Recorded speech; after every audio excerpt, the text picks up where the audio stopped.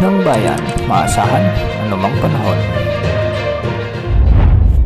Magandang oras po sa ating lahat. Narito ang update sa lagay ng panahon ngayon at sa susunod na 24 oras. Sa kasalukuyan ay patuloy pa rin nating minomonitor ang low pressure area na huling namatan ng Pag-asa sa layong 1,170 kilometers east-northeast ng extreme northern Luzon. Samantalang magpapatuloy naman ang pag-iral ng southwest monsoon sa extreme northern Luzon, particular sa Batanes at Babuyan Islands. Ang mga lugar nga na ito ay posibleng makaranas ng mga maulap hanggang sa maulap na kalangitan at mga kalat-kalat na pag-ulan at pagkidlat pagkulog dulot pa rin ng southwest monsoon o habagat.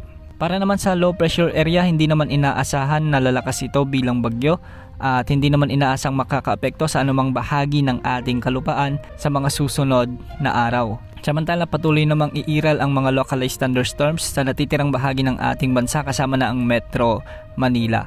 Sa mga oras nga na ito ay may mga malalakas na pag-ulan sa may Ilocos region, particular sa may La Union at Pangasinan, at may mga kalat-kalat na pag-ulan sa may Ilocos Sur at Ilocos Norte.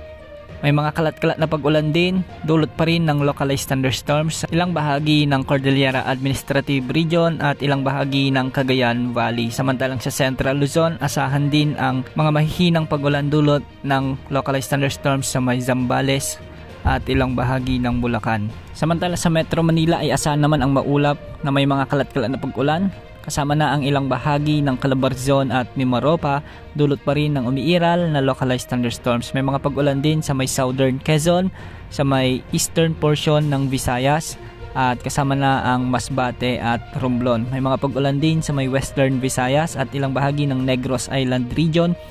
May mga pag-ulan din sa may Zamboanga Peninsula, Northern Mindanao, Soxargen at ilang bahagi ng Sulu Archipelago. May mga pag-ulan din sa may Bangsamoro Region at ilang bahagi ng Davao Region. Dulot pa rin ito ng mga localized thunderstorms.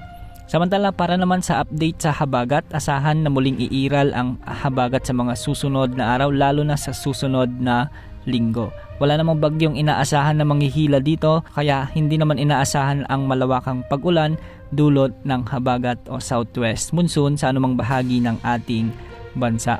Asahan lamang ang mga kalat-kalat na pag-ulan dahil sa moisture na dala nito sa mga susunod na linggo.